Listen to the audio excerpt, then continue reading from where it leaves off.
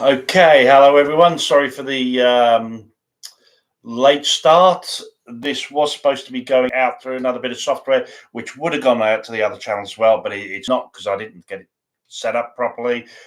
So I will be redoing this. Let me just, this is the first time using this. So what I will do is go down once we got some people on board.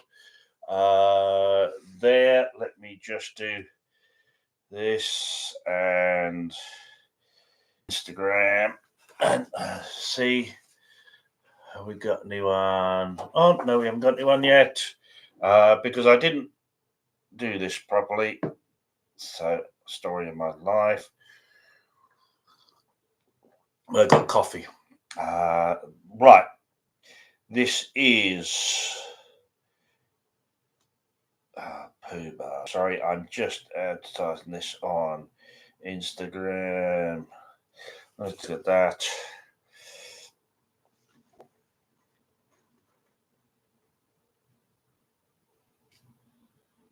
I've got my glasses on so I can see any comments that come in.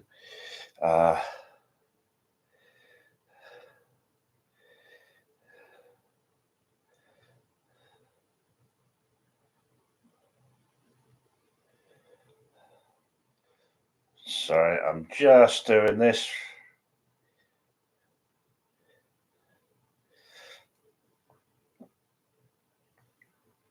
Right. There. That's that done. Okay. I'll go on as if there were people actually watching this. Right. This is the hammer and hardie. Let's get that light down a bit less, so not so much of a shiny forehead. Okay.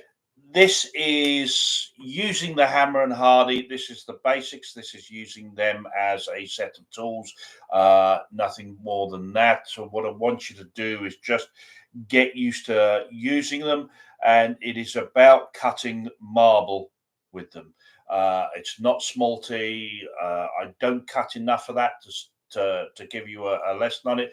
The principles are the same. They're all the same for this. So we're going to just have a quick run through. You can see here what I've done. I will take the screen off of me. Here we go. Hardie is just set in this piece. This is a bit of sleeper wood. You don't need anything fancy when you're starting out. Any bit of wood that you can do. This is a bit of sleeper from a garden centre. So it's quite a soft wood, but it does the job. And as you can see, I sink it to the depth that it will not move, though this one moves. Just get started. Okay. Sometimes it's quite difficult. I'll do a video showing the drill bits that I use, but so long as it will hold in place, that's as much as you need. You can go set it in deeper. You can set it up to a lot of people on my permanent ones. You're setting it up to that depth. That just takes a bit of time with the drilling and maybe a chisel bit just to shape the hole, take the round hole to a square one.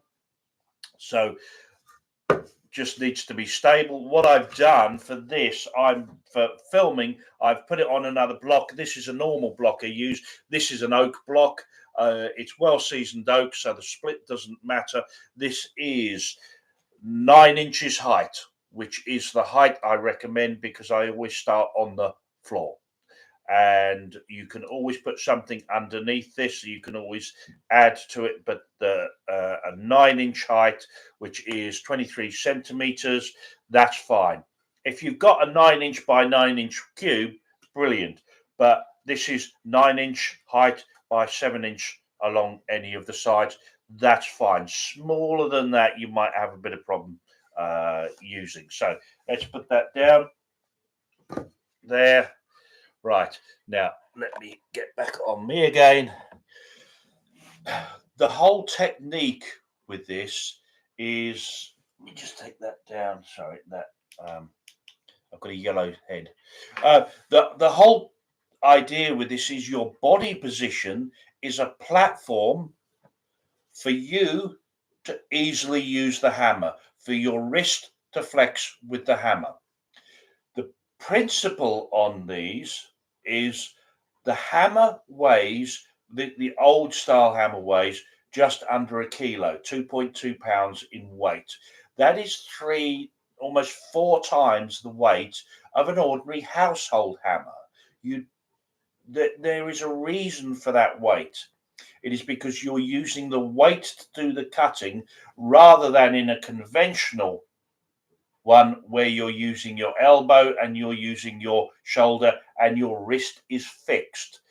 In using the hammer and hardie, your elbow and your shoulder are fixed. Your wrist is what does the movement. You can get the lighter weight ones between 750, 800 grams. That's fine. 450 gram, I've only used one once. Can't see the point. There were originally, they came out when I started this about 20 years ago. They were for children and people with wrist problems. The thing is, if you're cutting marble, it's the same. It's the same. It's the same density stone, same density material that you're cutting. So it actually doesn't. It doesn't help with the technique. So what we do with this is we're using our flex on the wrist and to use the weight of the hammer to do the cutting rather than the physical movement of the arm. So a mouthful of coffee. Now, I say set up from the floor because it means that you can get in a position where your forearm is on your thigh, which means it stops, or it's less likely, it's easy for you to use your elbow and do the cutting. What I'm showing you here is about cutting large amounts, cutting 6-7 hours. Okay, now chances are you're not going to be doing that, but if you learn as if you were, then you know you have the right technique and you always have a point that you can go back to it. If your cutting isn't working, you want to be able to go into a position which is the best it can possibly be for this sort of work, for the cutting it, and then you can find out where the problem is. If you're learning this and you're on a stool and your hardie is next to you, then you've got this a lot of movement that you can have, and it is difficult to ascertain whether you're exactly in the right position. As I say, the body position is the platform for allowing you to flex your wrist. Okay, that's all it is. But get it in the best position possible, get the easiest possible stone to cut, then you can work on your technique, however long you're going to be cutting. So I'm on the floor. I've got this, which is a slightly higher block. You'll be seeing this in a minute for it. But what I've got, let's take this down. I've got my feet tucked underneath me. I've got this forearm. I'm left-handed. This is my left forearm on my left thigh. The leg is up. Normally, if I'm cutting a lot, I will have a cushion underneath there. Okay, let's pop that back. You can see a bit more there. Other foot tucked underneath. Okay, and what I'm doing is, first of all, get your back relaxed and straight. Okay, let's pull that back. Right there. So get your back relaxed and straight. So you're up. I've chopped my head off, I know, but then you can see this. Let's that there makes a bit more sense. There you go. Okay, my back is relaxed and straight. Whenever you're checking your position, go to your back, leg, arm. The position of the arm is the last thing you need to check. So you have your back straight, you have your spine straight and relaxed. I have my hammer arm, the leg is up, and then I have my forearm on my thigh, which takes away that chance of the movement from the elbow or the shoulder. Hand position, just whatever feels comfortable. It's usually about 2/3 of the way down. What sort of grip? That one, like you'd normally hold a hammer. If you were hammering into a wall, hammering a nail into a wall, that is the grip you want. Does that do anything? The finger, why? You've got that. All that does. There is one of my other videos in the Hammer and Hardie playlist which shows you that when you bring your finger, your index finger, over the handle, it pulls, it moves the muscle round further for absolutely no reason. I have spoken to other iron workers who, from guys who do intricate metal work, engraving, to those who do farm gates, and who are wrought iron work. And I've spoken to guys who make suits of armor. They're using all sorts of hammers, and not a single one of them can see any reason why you would hold a hammer with your finger along there. Okay, so if you've got someone teaching it, ask why. Okay? I've done it in the past where I've been teaching things, and I look back at it and thought, I have no idea why. I have no reason why I'm doing that, and so that could be one of those things. So just an ordinary grip on it. Okay, remember, this is looking at cutting for, as if you were going to be cutting for 6 or 7 hours, which I have done quite a long time when I was cutting all my before I got the saws. And this is the easiest way. This is the most secure way to hold your hammer. So every so often you notice I just moved there. I'm just making sure my back is straight, and I'm just relaxing into it. The way of cutting is the blades are perpendicular to each other, so they are in line with each other. The hardie is in line with the hammer. This is another reason that I like smaller blocks rather than the half a tree ones, because it's all right if you're cutting a short while, but if you're cutting for any length of time, then what are you going to do? You cut, you're sitting. Every so often you're going to do that. You're going to change your position. Now, what that can do is take the hammer and the hardie blades out of alignment. Now, if you have half a tree there as your hardie stump, it's going to be really hard to move. So what are you more likely to do? You're more likely to twist your back than you are to twist the hardie, because the hardie too. With this, where you have these smaller, where you have these lighter blocks, I put my thumb on the hardie, I put my fingers on the edge of the block, put the corner of the hammer on there, and you just, I'll exaggerate, you can just move the hardie, so you can just adjust it slightly and move it round. That means so whenever you adjust yourself, when you go back to cutting, you can adjust the block so much more easily. So we have the easiest stuff to cut. I'm using here a rod, a 10mm thick, 3/8 of an inch thick rod of Bardelio, which is a grey type of marble. It is the best stuff to cut. Some of the stuff is cuts. Stone will cut whatever way it wants to cut. This is why we have the term work with marble, rather than just expecting it to cut exactly as we want. And what that really means is the harder it is to cut, as in the more it splits when you cut. It's just the more waste you have. So for this, if I were cutting this rod down to 10mm pieces, I might expect 5% waste, 3 to 5% waste.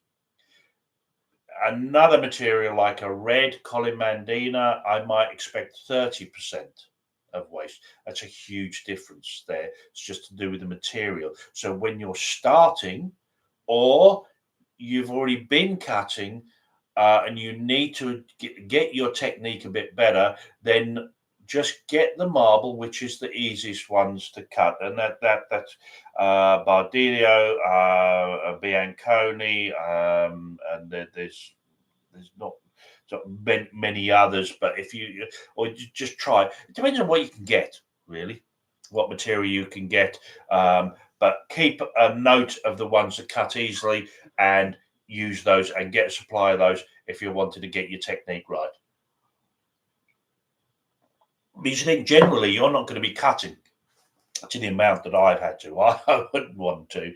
So you want to make sure that you have an easy way to adjust your technique. So you have the hardie set in the wood. I have my back straight and relaxed. I have my knee. Now, this is a little bit higher than normal because I'm using it for the camera. So I have a higher block. So I've moved that up. I would have, if I'm doing a lot of cutting, I would have a cushion under there, and make sure you set your back, you relax your back, you get your hammer, that your back isn't leaning over into it. That you keep adjusting, get that into position, relax, let yourself drop, let your weight drop, keep your spine nice and relaxed and straight. Now, the cutting, we say cutting, we're not cutting. We are sending a fracture across the stone. We keep calling it cutting, but that's just ease of use. So what that means is, if I show this, when I have got that over the hardie itself is slightly curved. So I have the marble from about just over halfway onto the hardie. So my finger shows you that finger there, that's how much of the hardie is sticking out. And see if you can see that there. That's how much of the hardie. You don't need it all. It's not like scissors. It's not like cutting with scissors that you need the whole width of it on there. Now, when the hammer goes down, the hammer is not all the way over. So let me explain this. Let me show you this. There you go. If you can see, let's adjust this. This is where it's right there. Okay, let's zoom in on there. Let me move my arse around. Okay, right. There's our frontal view. I'm going to get round. I'm going to be round a bit off centre to that. So there's the marble on there. You can see. Let's get that out the way. There you go. That's that bit of hardie exposed. Now the hammer, you can see it's as if the hammer were on the blade like that. Now you can adjust this to your own style when you work. So it's not absolute, okay? But what we are doing, as saying, is working to send a fracture across the stone. So I've got the marble on there. I have the hammer. You need the hammer to be fairly much parallel to the ground. There. Now, this is important. Can you see there? The hammer is not all the way over the marble. It doesn't need to be. We are sending a fracture across the stone. So there, okay. And notice I've got my rod and I'm cutting in the center. Okay. Whenever you are starting cutting, make it easy on yourself. Cut your rod in the center. Don't think about the actual what tesserae am I cutting. Center, center, center. Okay, all the time. You just do that. So I have this piece now, and I'm going to cut there. I'm just going to cut in the center. So we flex the wrist there, and we cut in the center. You flex the wrist to bring the hammer up. let it drop down. Now you notice what I do is I drop it down. I don't place it down. I don't hold it up in the air. I just let it drop. Now I do that as a force of habit because, okay, when you are cutting for a long time, you need to rest the hammer as much as you can. You don't want to let it drop all on the blade. You just want to drop it on the corner. You let it drop, and then even if I'm cutting there, even if I'm continuously cutting, it means every time I'm just letting it drop. I'm not controlling it down. I'm just letting it drop, because cumulatively, if you're having your hammer up here and you're doing a cut, and then you think, okay, well, that, and then I'm going to do that, and then you're thinking about something else, and oh, I'll cut that bit smaller. All the time it's up here, all the time you're off the ground, you're having to hold that up. And over hours time, that will use more muscle strain than you actually need to. And this is one of the things, the advantage with a hammer and hardie is it's taking the strain off of you. So this is the front. There it is. The marble, whatever I'm cutting, is roughly about 2/3 in on the hardie. The hammer can be matching that. If I put something behind here, you can see that is the position. So the hammer is not over the whole material. There is some material where it is. You'll want the hammer over the whole thing, because you'll need to do what I term as controlling the cut. And that is because you will do a faster, sharper cut, because the stuff will splinter everywhere. Okay, so you need to control the cut to avoid that. But normally, if it's cutting well, then you don't need the whole of the hammer on there. Okay, there. Now, you are stopping it from hitting the hardie. Every so often, you're going to hit it, and you will notice the different sound when you hit the hardie to when you don't. It's no problem. Okay, it will be blunting the hammer. This is why sort of the recommendation is steel to start with. Steel hammer, steel hardie, because it doesn't matter if you do that. Okay, you want to just be able to practice, but you will hit the hardie at times, and you will notice the difference in sound when you hit the hardie there. Okay, and when you get that little tick like that there. Okay, right, now that's the front view of it. Let me move around. Let's get more of the side view for you. There you go. Again, I don't do a huge amount of cutting now, so even I feel I've got to readjust myself all the time with it. But keep doing that. Keep relaxing. Keep thinking. Back, leg, arm. If you're on a stool and you're working on there, think of your back position, then think of your arm position there. Don't go just straight forward for that. Looking at that, oh, I must get the arm position correct. So from the side view, let's get it back in.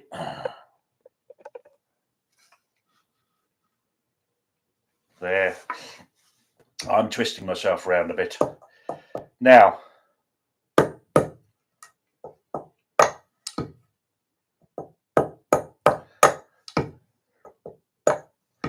you can see there the hammer is just coming down in line with the hardie. When you start, and I will exaggerate it, the first thing you'll do is you'll have what I term as fallback. The hammer will be coming further back than the hardie. That's normal. I did it. Everybody does it. And what happens is you get a cut. It's not that good, not that clear on this one. Where is it? Yeah, you'll get a cut, if you can see, which is this bit. It's slightly chamfered. So try and get another one. There, where you have it's down, you have a sloped cut. That is usually the sign. Let's get the other piece there. You can see, get it to focus in on that. Now, can you see that curve on there? That's usually a sign that you have fallback. You have hammer fallback on there. That is normal. That's what you're going to get. Now, holding the marble. Some people will do that, and then they'll feed it through. I can't. To me, that's not a very effective way, and I find it really irritating to use. What I do is I have middle finger, index finger on one side, ring finger and thumb on the other end. So your fingers are out the way. People say, "Oh, how many times you hit?" I've hit my fingers twice in over 20 years, simply because I really wasn't looking at what I was doing, and I really wasn't focusing on anything. But I mean, if you're going to hit your fingers, you wouldn't have cut anyway in the first place. There. So I like this position because you can keep your hand right out the way, even on the longer rods. Same thing. Middle finger, index finger, thumb, ring finger. There, keeps them out the way, and then you are going to be cutting right in the middle there. So let's try that again. From the side, that's up a little bit. There.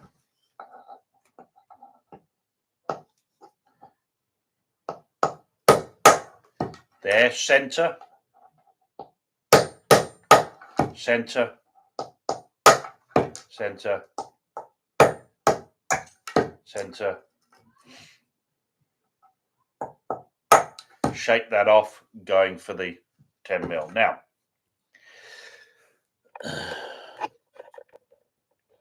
there is a thing that I term called looking for the tesserae. Looking for the tesserae is when you have a bit about that size. Okay. When I have this, I am not looking for the tesserae. I am not looking to cut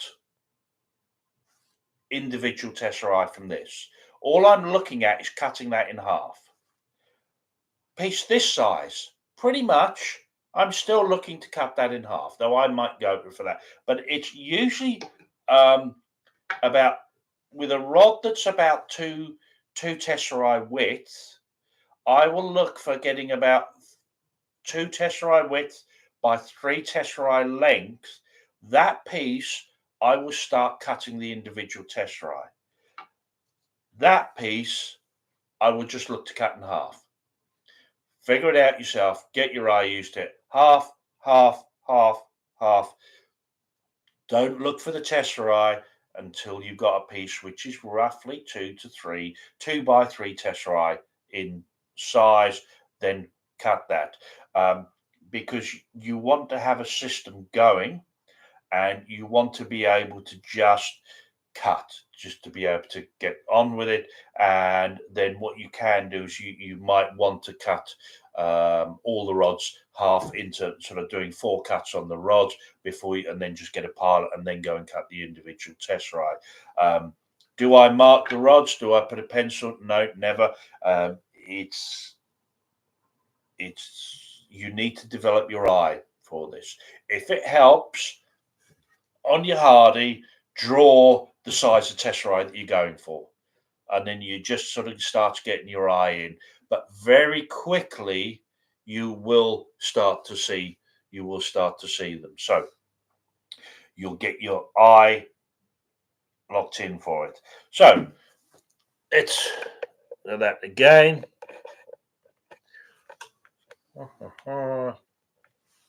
Right,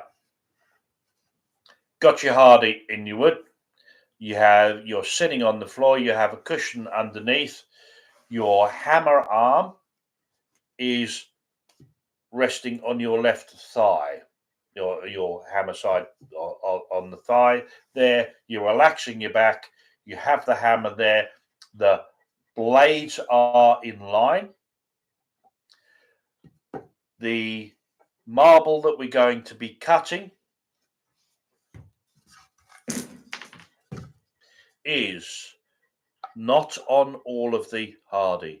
We are not cutting in the way that you do with a pair of scissors. We are sending a fracture over the stone. And then the hammer only needs to be on part of the marble. You can see that. The more friable material, the more easily it will break, the more veins in it. That is where you control the cut more. When you have hard material, that is when you have even less of the blade on the material. The harder the material, the less of the hammer, the less of the blade on it, because you are sending that fracture across. The more blade you have on, the harder it's going to be. This is Verde Guatemala, which is a dark green. That's about the hardest marble you will have to cut. It's very close to granite in hardness. There, that is a slightly different technique. There is a video that I have which is cutting hard materials, cutting hard stone, and that just shows you a slightly different technique for it, for cutting that. But get this technique right first for it. So if you have, this is a botticino, this is the sort of the off-white. So I'm going to control more of that cut because it is more friable, it's more likely for it to shatter. So I will control the cut, go into the hard material. I want less of the hammer on it because I want to send that fracture off. So all the other material is in between. Work with the marble, just get used to cutting it, just have a go with it and understand how each of them react. Okay, repeat that. It's repeat that. Is there anything that I can say that would help, that make it go fast? No, not really, because it is purely practice. Get your back straight, get your back relaxed. If you're not on the floor, can you put something under your foot to raise it up so you can still get that? You can still have that forearm resting on there because you are flexing the wrist. You are not doing that. Anytime you are fixing this, it's a pointless exercise having such a heavy hammer. It really is. You are better off having a lighter weight one. If you are going to fix your wrist, if you are not going to flex or you can't, then you'd be as well to actually just have a lighter hammer because it will take the strain off. You are going to have to use more power. You're going to have to be using your elbow and sometimes your shoulder. But the whole idea of the extra weight in these hammers is so you can cut all day. Your grip is the same grip as if you were hammering a nail into the wall or into a piece of wood. No different from that. There is no advantage in putting your finger along there. That's just something that's gone on for years, and I still haven't seen what the justification is for it. Type of wood for your hardie, whatever you can get. Okay, like I say, this is just sleeper. This is just garden from a garden centre, sleeper wood. So it's actually pretty soft, and you can see that you can make some quick dents in it very easily. But it works. It does. too many people get stuck because they can't even get a hole in, or they'll get a carpenter to drill the hole. Uh, you need your wide drill bits are better. Even, or if you can't have that, get the widest drill bit, wood drill bit that you've got. Drill a hole and then use a chisel. Okay. Because if you're only going to be doing one, there's no sense in getting the big fluted um, bits for it. How deep do you put the hardie in? Until it stops moving.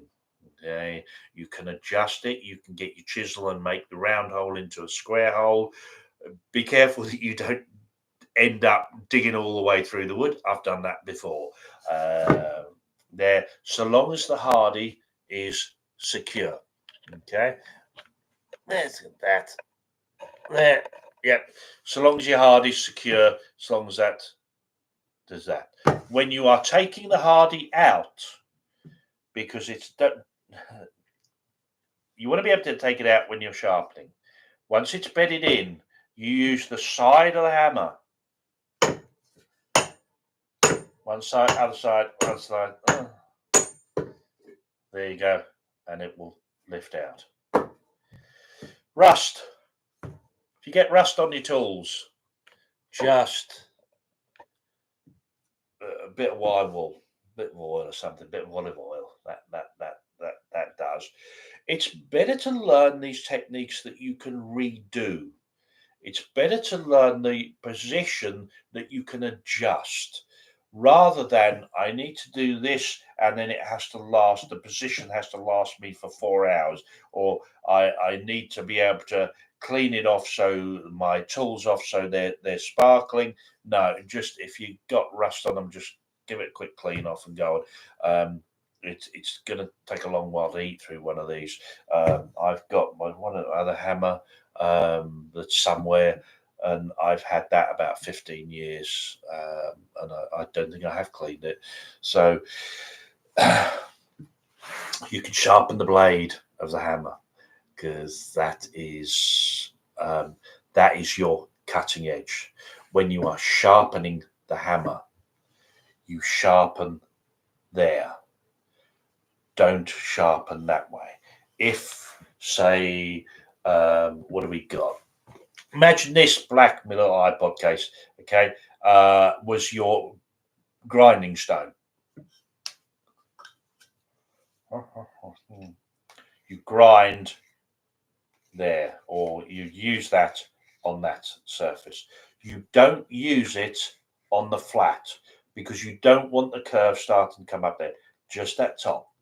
How do you know when it sharpens, when it needs sharpening? You gain something when you're cutting something that normally cuts well, and cuts well, and you're in the right position, and it's still not cutting. Then sort of have a look at it. Just have a look at it, and it's something you can easily do. Now, there's a reason I was smiling. Sharpening the hardie, so you don't need to sharpen it. There are some people, particularly the North African crafts and the Middle East craftsmen, cutting the tiles, the ceramics for their mosaics. Believe what I've seen, they just cut straight onto a flat surface.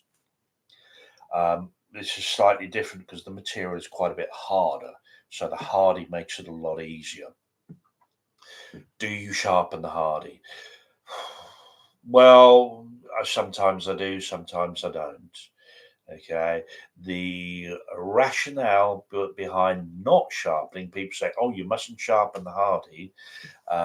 What I've heard is because if your hammer is sharp and your hardie is sharp, then the cut can go in different directions.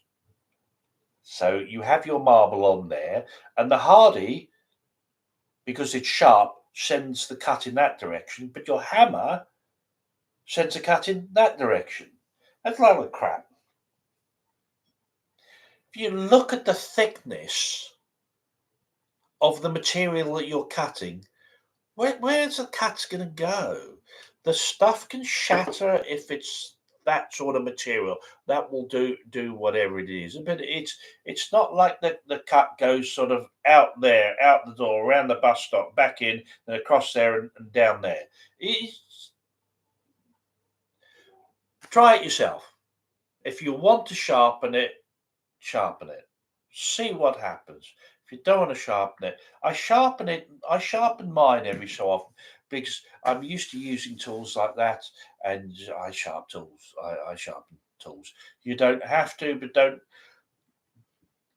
Try not to take on these things, which I've done in the past, that and say, well, that's what you must do. Oh, you mustn't do that. Try it out. See what you think. Okay, so right, let's just run through one more time with this. I will repeat these sessions. I would do more and actually let people know where they can find these. This is just a basic set of tools, so it's easy enough for me to. What time are we now? You see, this is it. I haven't got the glasses on. Yeah, 10:48. Okay, so I'll repeat this because literally 30 minutes now. There is the option if we do this on a Zoom, if you want to actually show me, if you want to turn the camera onto your technique, then I'm happy to have a look at that and see what we can do. But I will tell you, when you first start, you will do that, and I exaggerate. Your hammer will be falling back here. Get that. Okay, your marble will be there, your hammer will be back here. I'm exaggerating. Okay, but that's basically what you do. It's what I term fallback. Okay, so if you're getting it, it's not quite cutting right, chances are you need to move the hammer forward. Move it just a little bit forward from what you think you need to do. So exaggerate that again. So move it forward, and then as it comes down, it will naturally come back. That is one of the most common mistakes that I see. But just relax, just give it a go. Remember, when we're starting, we don't need all of the marble over the hardie. We don't need all the hammer over the marble because we are sending a fracture across. And we're going to go in half. I'm dropping the hammer down, resting it on the corner, not on the flat. And I'm just cutting half. Half. Now I'm starting to look for the tessellarius. Now this stuff was a bit wet from outside because it is something that does take it up, this type of marble. So now you see, you set the tessellarius size that you are going for. This bit is just a little bit too big, so I cut that in half and it will be too small if I'm working on 10 mil. So what I'm going to do with that one is I will make two cuts along there, and I will only get one tessellarius out of that. That's just the way it goes. There, see, there's my 10 mil. You need to set your size and you need to keep to that. Now, when you're okay with this technique, and you want to do something like the ribbon cut, which is the open part of the marble, what you want to do is you can cut these in half so you get that. I've just cut that and it splits it open. Ribbon cut is the rough inside of the marble, and that is what we term as the true color of the stone, of the marble, because generally speaking, it doesn't need to excuse me, it doesn't need any color enhancer or anything like that. That's the true color of the marble, and it's a fantastic surface to use. If you're clever about it, you can cut your tessellarius with machine cut on the top, machine cut on the bottom. Then you put that on its side. Then you cut them, and you have two pieces of ribbon cut with a flat surface, flat machine cut surface on the bottom, but the ribbon cut on the top.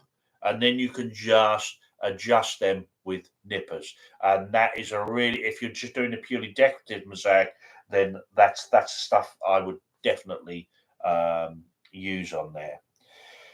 Okay, I think that's it. Like I say, this is something that I want to repeat. Of just getting the tech set up for it, getting a better camera. But just if you have any questions, if there are specific things you want me to do, please drop them in the comments anywhere. I will make a list of them, and every time I do this, I will address those comments. But remember, this is a set of tools. You need to treat it as such. You need to go in. There's no mystery around it. You need to just have a very practical approach, and also look at it this way. This is not mosaic work. This is just getting the stuff ready for mosaic work. When you're actually putting the stuff down in the mosaic, that's mosaic work. This is donkey work. This is manual labor for it. Therefore, you need to learn it as such. You need to learn as if you were going to be cutting for 6 hours a day, every day. Learn that way, because you learn correctly and you have less chance of injury, and you make the most effective use of your time. I hope this has been helpful. Apologies for the tech setup. I will get it, and I will be repeating these, but please, as I say, any questions at all, let me know, and I will follow these up in further videos. Right, now, end screen, yeah, that's it. Right, have a good day.